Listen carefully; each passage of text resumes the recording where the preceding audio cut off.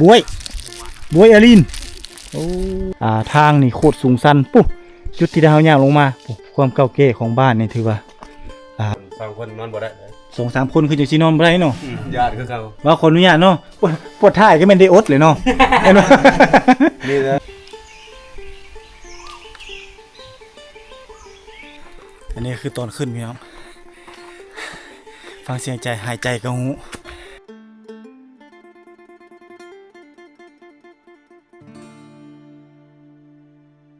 มาแล้วเนาะแต่หาปลาเนาะนี่บ่โอ้อันนี้บวยอาลินโอ้หาผู้เดียวเลยบ่นี่ผู้เดียวเลยอันนี้เอามากินอยู่เทียงพุ่นบ่เอาเมื่อเทียงพุ่นบ่ได้กินอยู่บ้านบ่โอ้เมื่อกินอยู่เทียงอันนี้พี่น้องมาหาปลาแล้วก็เคี่ยมเสียเอาเมื่อกินอยู่เทียงเนาะหรือว่าเขาเทียงก็เขาเอิ้นว่า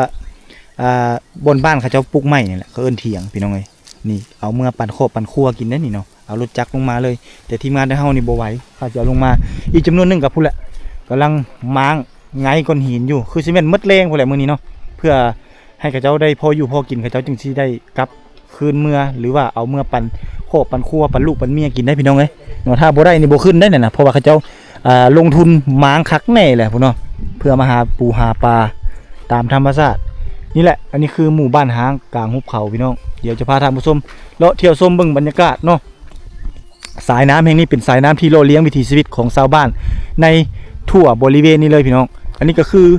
ห้องการบ้านหรือว่าศาลาบ้านเนาะแต่ก่อนในสมัยก่อนนี่เขาเจ้าขนปูนลงมานี่เขาเจ้าขนมาตามสายเซ่เนี่ยพี่น้องนี่มาตามทางมันจะมีทางหอมน้อยๆเนาะไปตามนี้แล้วก็ชาวบ้านลงมาหรือว่าในสมัยแต่ก่อนเขาเจ้าไม่เฮ็ดเวียกเฮ็ดงานตัวอย่างว่าทางราชการนี่ต่างๆมานี่จะได้ข้ามห้วยเพื่อไปฮอดบ้านอางอนี่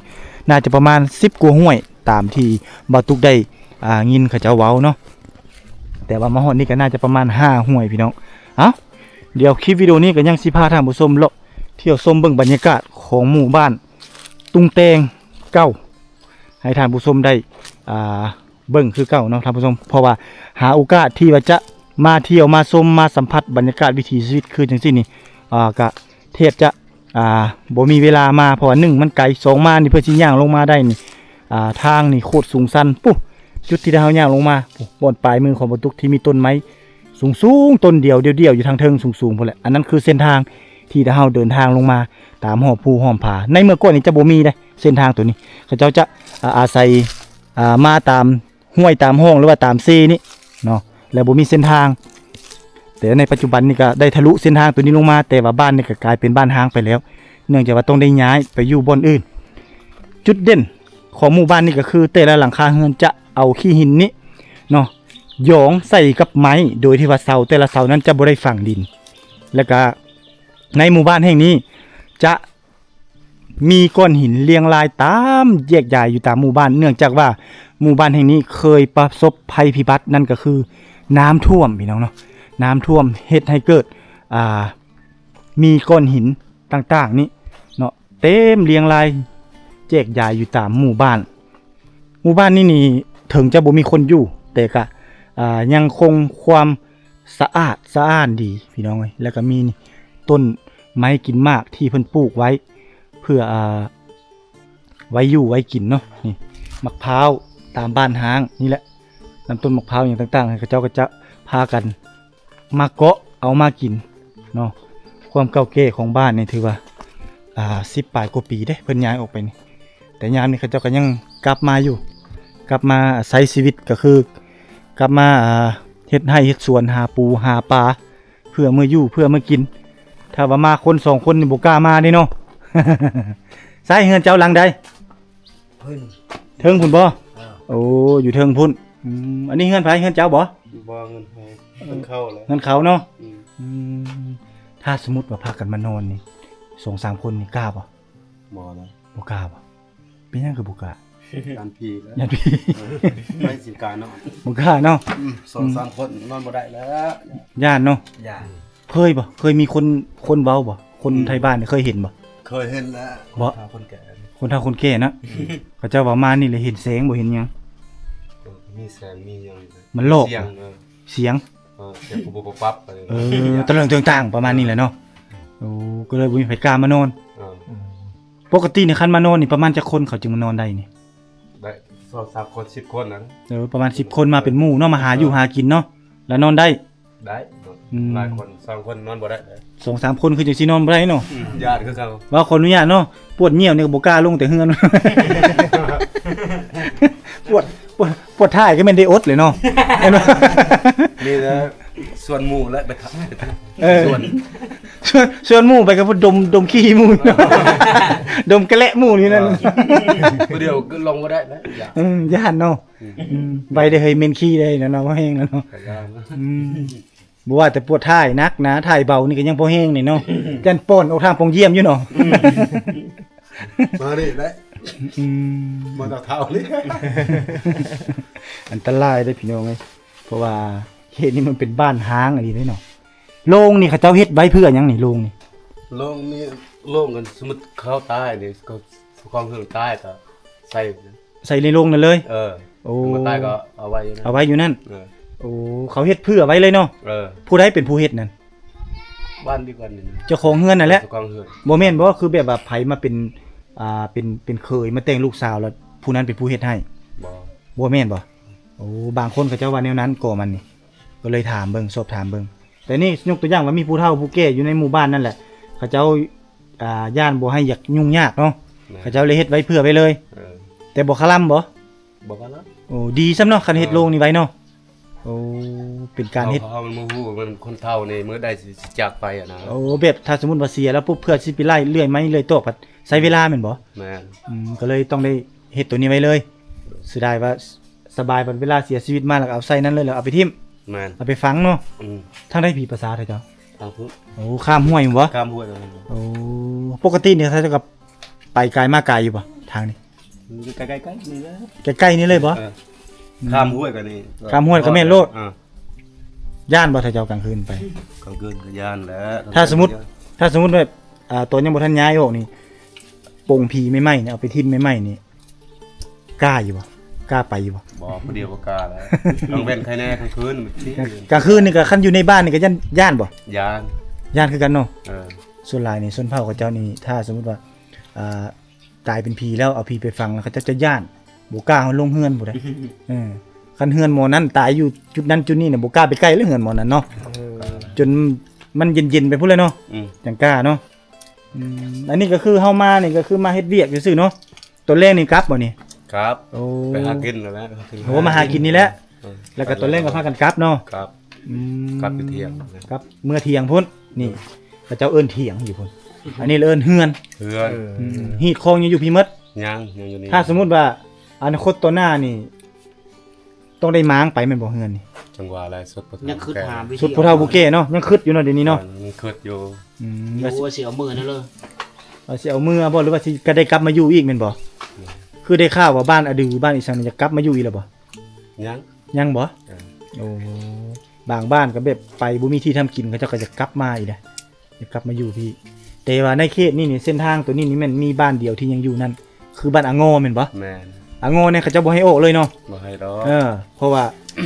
ในบ้านเขาเจ้านั่นจะมีระบบน้ำประปาอีกอย่างต่างๆนี่จนฮอดคันไดเฮือนเลย อ๋อ ถึงเฮือนเลย มีไฟฟ้าแล้วบอก ไฟฟ้านี่ก็คือโซลนี่แหละพลังงานน้ำนี่แหละ อ๋อ ทุกหลังคาเฮือนเลย สะดวกสบายเนาะบ้านน่ะเนาะเฮ็ดเข็มเขาเจ้าระดมให้ปลูกเข็มมีสวนไผสวนมันเลย คือส่วนหนึ่งที่บ่ตุกไป นี่แหละถ้าค่อยก็สิไปบ้านนั่นแหละเดี๋ยวนี้แต่ว่าบ้านเขาเจ้านี่ก็คักคันสมมุติบ่ทันย้ายนี่คนคือสิหลายเนาะ ลาย เด็กน้อยนี่บ่เว้าเลยเนาะยั่วๆเลยเนาะ บ้านกว้าง ซ้ำเอาบุญแม่นบ่ แม่น น้องยั่วเลยเนาะ เข้า80 90ก็ครัวแล้ว ประมาณ8-90แม่นบ่หลังคานี่จักหลังคานี่อยู่นี่ 80 ประมาณ80เนาะโอ้ ติดๆนี่ ติดๆเลย แคบนี่มันบ่อนเขาอยู่นี่มันยากก่อน มันยุ่งยากมันหลายคนเนาะลูกเต้าหลายแล้วก็ แออัด อัดปูปลาหน้าเนี่ยวก็ถือว่าหมดเนาะคนหลายเนาะพื้นที่ทำกินก็ถือว่าหมดไปยากกันเหมือนนี้เนาะ ยาก บ่มีที่ทำกินเพิ่นก็เลยได้ย้ายออกไปนี่มันก็มีหลายปัจจัยที่เฮ็ดให้ชาวบ้านเพิ่นนี่ย้ายออกไป แต่ว่ามีบางจำนวนก็ยังกลับเข้ามาเฮ็ดเวียกเฮ็ดงานหรือว่าหาอยู่หากินอยู่พี่ ทางให้อยู่ที่ก็หลาย ทางให้อยู่พี่ก็หลายเม็ดยางบงก็หลายยางบงนี่ตากแห้งแล้วล่ะอองบ่ อืม ออง กุยเนาะ กุ กุยแล้วทางเนี่ยมันยากขึ้นรถบ่ได้ใส่บ่ กุยเลย ใส่รถ คุย บ่ สั ได้ กคุยได้เนาะ 30ประมาณ10โล20โลนึงแล้วมาคุยได้ 10 โลนึงพอแห้งแล้ว โอ้เฮาสิบ่เว้าแต่เขาเจ้านี่คือใส่กระสอบเข้า อืม เป๋าหนึ่งเศร้าปลาย30ก็เจ้ายังเบรกได้เนาะแต่ถึงภูเนาะสบายแม่นบ่ สบาย สุกที่เขาเจ้ามาทางให้เขาปะนี่เลยบอกเขาปะอยู่เล้านี่บอก ไปอยู่แล้ว เราแบบยังเอาไว้อยู่เนาะ คันเดือดอยากได้แล้วแม่นมาอองเอา อืม เอาขึ้นไปเทิงแล้วก็ใส่รถเมื่อ ใส่รถมือ โอ้ยังปะอยู่พี่อยู่บ่มีไผรักของกันบ่ บ่มันบ้านเดียวกันเลย โอ้ฮักรักบ่ได้เนาะ ชัดชื่อเนาะ สัตว์ซื้อต่อกันมาง่ายซะ ก็เขากินหายากนี่แหละ ขี้หินนี่เกิดมาแล้วเห็นเลยบ่หรือว่าภัยพิบัติมันไหลท่วมเข้ามาในขี้หินนี่ มีแต่เกิดมีแต่เห็นเลย มีแต่เก่าเลยโอ้ แต่พ่อแต่แม่ แต่พ่อแต่แม่ตั้งบ้านมาแล้วเห็นเลยเนาะขี้หินนี่เนาะ นับแต่ปู่ย่า โอ้คือเฮาโยงเอาเสานี่โยงขี้หินนี่มันบ่ผลิกบ่ลมมามันบ่หยุดมันบ่ล้มบ่ มีแต่น้ำท่วมมันถูกน้ำท่วม โอ้น้ำท่วมแล้วมันล้มเนาะมันยุบโอ้มันสุดเด้ดินมันสุด เมื่อกี้ก็ทำเพียงดินตัวนั้นแหละนี่มันเจือดในน้ำ โอ้แสดงว่าอันนี้นี่มันถูกกัดเซาะลงมาแต่เทิงภูพุ่นเนาะแล้วมันเจือนไปหมดเลยอันนี้เนาะโอ้ ก่อนมันเพียงกันเนาะ เพียงกันหมด อันนั้นก็แม่นหอยลงตกบนตาราง แม่นแล้วนะ เออ คนไทยมาจักว่าจะ ยังมาพิสูจน์ไปจักนี่ อ่ะขอบใจเด้อมันส่วนอยู่ดีมีแฮงกลับก่อนมานี่ค่อยก็สิใส่เกียร์โลขึ้นเทิงพุ่นแหละย่างใส่เกียร์โลเกียร์1ขึ้นก่อน ค่ำๆหมดแล้วถ้าเจ้าเมื่อเนาะเฮ้ยนอนยามบ้านเก่าจากบ้านนะ ไปพี่น้องโอ้อันนี้ก็คือเกิดจากธรรมศาสตร์แต่รุ่นปู่รุ่นย่าเกิดมาก็ได้เห็นเลยเนาะมีขี้หินเรียงรายเต็มนี่แหละตอนบรรทุกมาเนาะโธ่หินนะพี่น้องเอ้ยหินหมดไฮอย่างต่างๆเต็มเลยได้นี่ดินมันจะสไลด์ลงมาแต่ทางเทิงพุ่นเนาะไหลผ่าเข้ามานั่นจะเจือนเต็มเลยในบริเวณบ้านนี่บ่อนที่เขาเจ้านั่งนี่คักพี่น้องเอ้ยบ้านเพิ่นนี่เด้ขี้หินเนี่ยเขาเจ้าก็จะเรียงรายไว้เพื่อบ่ให้มันเจือนเนาะป้องกันบ่ให้มันเจือนแต่เขาเจ้าก็ยังมาเฮ็ดอยู่เด้เขาเจ้ามาตากยางโบกนี่เจ้าโซะแล้วก็มาตากพากันมาตากถ้าคนยังอยู่นี่โอ้คือสิม่วนเนาะพี่น้องเนาะคนคือสิหลายเต็มเลยแหละเรียงรายเต็มหมดแหละเขตนี้เนาะเงินซานของเพิ่นนี่ก็คักไป มันวังเวงเนี่ยเดี๋ยวบ่จักนี่คันใดเขาเจ้าเอาขึ้นเฮือนนี่เอามาเบิ่งบ่มีคนอยู่เลยนะประมาณนี้มันเป็นบ้านหางเด้นี่บ้านหางบ้านเก่าบ้านแก่สังกะสีกันนี่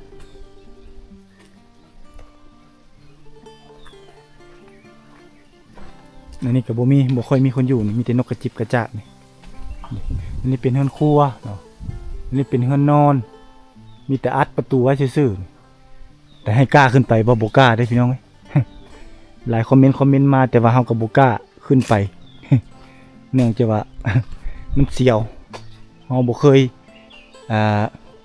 ภาพขึ้น 2-3 คนกล้าขึ้นอยู่แต่ขึ้นคนเดียวนี่บ่กล้านี่ละคือความรู้เล็กๆน้อยๆที่นำมาฝากมาตอนท่านผู้ชมหมู่บ้านหางกลางหุบเขาแท้ๆเลยนี่เนาะลงไปนี่ก็ติดกับน้ำเซสายเซคือกันเป็นเซสมังเขาเจ้าก็ยังปัดยังกวดอธิบายแล้วก็ได้ปัดกวดเดินบ้านเพื่อให้มันสะอาดสะอ้านดีนี่ตัวนี้เป็นบ้านเฮือน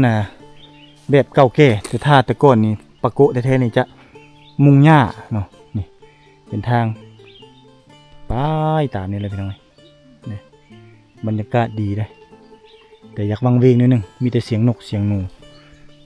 เป่าปะโกะแท้ๆนี่จะเป็นอย่างสิเงินส่วนเป่าปะโกะอยู่กันหลายๆคนนี่จุดนี้ก็คักเลยพี่น้องนี่เขาจะมาตากยางโบงเนาะไม่เฮ็ดยางโบงก็จะเอาออกไปขายนี่เงินเผาปะโกะก็จะเป็นลักษณะคือจังสิยังมีรถจักรอยู่เนาะเขาจะเอารถจักรขี่ลงมาเพื่อจะมา ทำมาหากินหาปูหาปลาอยู่พี่ได้ค่ำมืดเพื่อจะเขาเจ้าจึงเมื่อแบบคันสิว่าแล้วก็ ยังอาศัยธรรมชาติแหล่งนี้อยู่เพื่อทำมาหากินเลี้ยงครอบเลี้ยงครัวบนกองขี้หินนี่เนาะเอกลักษณ์ของพระเจ้าเขียนนี่แต่บ่มีไผกล้านอนเอาขี้หินมาโยงขึ้นจังซี่โดยที่ว่าเฮาบ่ย่านมันเจือนบ่ย่านมันสลุบ่ย่านมันผุมันพังแตกต่างกันหลายน้องเอ้ยอย่างสารเขตนี่คักอหลีเนาะวิถีชีวิตของเพิ่นมีแต่ขี้หินเขตนี่เด็กน้อยมันก็เลี้ยงลายลิ้นตามแถวนี้แหละพูนคักอหลีเนาะเบิ่งดูฟืนกับขนเข้าไว้อยู่เทิงเฮือนเลยได้กุกพร้าวนี่จนตายแล้วเนาะพี่น้องเนาะ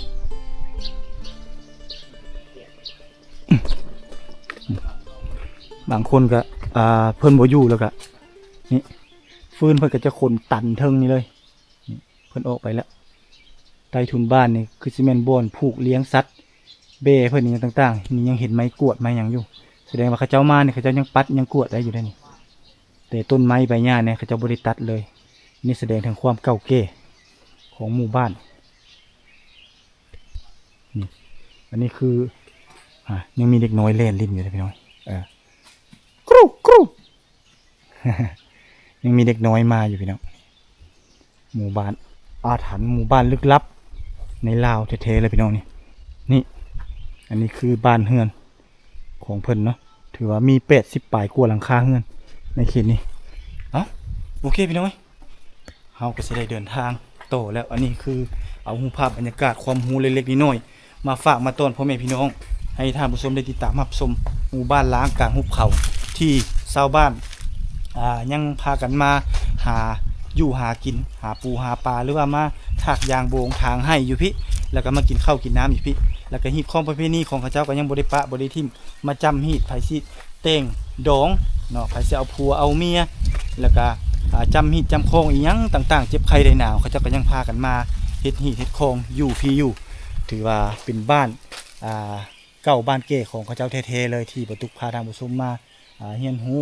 ศึกษาเรียนรู้วิถีชีวิตของเขาเจ้าในบ้านห้างกลางหุบเขาแต่ว่าถ้า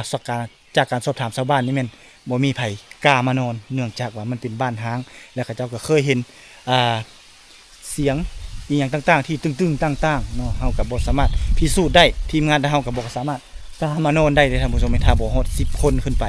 เนาะโอเคท่านผู้ชมเนาะสำหรับคลิปวิดีโอนี้ก็บ่มีหยังหลายเนาะฝากท่านผู้ชมเข้าไปกดติดตามกดไลค์กดแชร์เพื่อเป็นคนและกำลังใจให้ทีมงานเฮานี่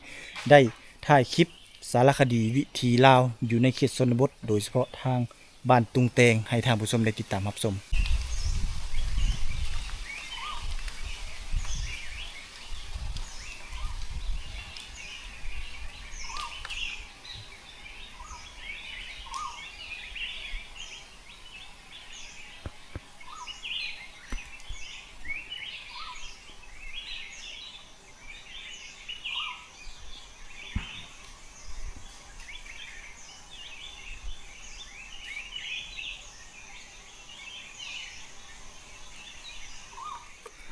อันนี้คือตอนขึ้นพี่น้อง